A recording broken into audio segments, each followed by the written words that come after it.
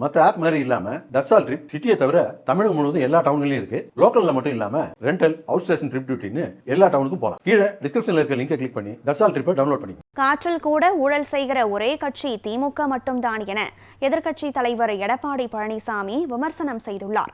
Madurai Mandela பகுதியில் நடைபெற்ற NDA கூட்டணி பொதுக்கூட்டத்தில் பேசிய எடப்பாடி பழனிசாமி உலக நாடுகளை போற்றும் ஒரு ஆட்சியை பிரதமர் மோடி நடத்தி வருவதாக புகழாரம் சூட்டினார். மத்திய அரசின் மீது முதலமைச்சர் ஸ்டாலின் தவறான அவதூறுகளை பரப்புகிறார் என குற்றஞ்சாட்டிய அவர் காற்றில் கூட ஊழல் செய்கிற ஒரே கட்சி திமுக மட்டும்தான் என விமர்சனம் செய்தார். அங்கே கொடி பறக்கின்றது. எதனால் பறக்கின்றது? காற்றிலே பறக்கின்றது.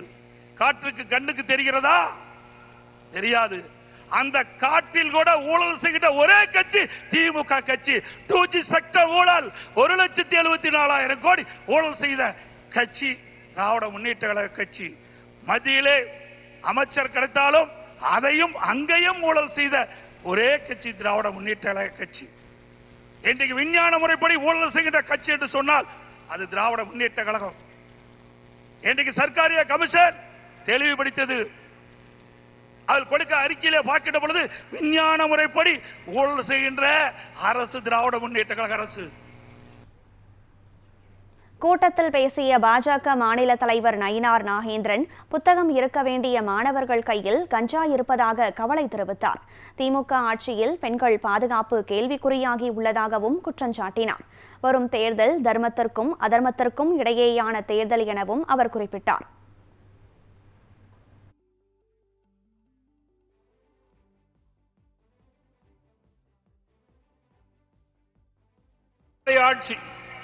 முதலமைச்சர் ஸ்டாலினுடைய தவறான ஆட்சி. சனாதன தர்மத்தை அழிப்போம் என்று சொன்ன உதயநிதி ஸ்டாலின் அவர்கள் இது ஒரு மோசமான ஒரு ஆட்சி. 2 வயது சிறுமி முதல் 70 வயது பெண்கள் வரையிலும் இன்றைக்கு பாலியல் வன்கொடுமைகள். இந்த அவலங்கள் எல்லாம் நடைபெறுவது யாருடைய ஆட்சியில்? மதிப்புக்குரிய மு.க. ஸ்டாலின் அவருடைய ஆட்சி. இதனைத் தொடர்ந்து பேசிய பாமக தலைவர் அன்புமணி திமுகவிற்கும் சமூக நீதிக்கும் துளியளவு கூட சம்பந்தம் இல்லை என விமர்சித்தார். சமூக நீதியின் பிறப்பிடமான தமிழ்நாட்டில் கடந்த 5 ஆண்டுகளில் சமூக நீதியை புதைத்து விட்டார்கள் என்றும் காட்டமாக கூறினார். இன்னும் 2 மாதத்தில் தமிழ்நாட்டின் முதலமைச்சராக எடப்பாடி பழனிசாமி பதவியேற்பார் என்றும் அவர் குறிப்பிட்டார். உண்மையிலே சமூக நீதி என்றால் நம்முடைய மாண்புமிகு பாரத பிரதமர் நரேந்திர மோடிஜி அவர்கள்தான். ஆனால் சமூக நீதி எங்கள் உயிர் மூச்சு என்று வீர முழக்கம் சொல்லுகின்ற திமுக, குறிப்பாக ஸ்டாலின் அவர்களே, உங்களுக்கும் சமூக நீதிக்கும் எள்ளளவும் சம்பந்தம் கிடையாது. உங்களுக்கும் சமூக நீதிக்கும் என்ன சம்பந்தம் இருக்கிறது?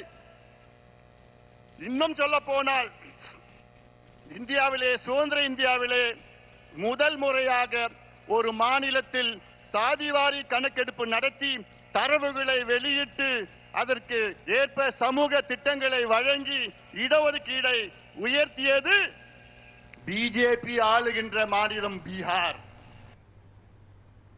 கூட்டத்தில் உரையாற்றிய அமமுக பொதுச் செயலாளர் டிடிவி தினகரன் வாக்குறுதிகளை நிறைவேற்றாத திமுகவை என்டிஏ கூட்டணி நிச்சயம் வெல்லும் என தெரிவித்தார்.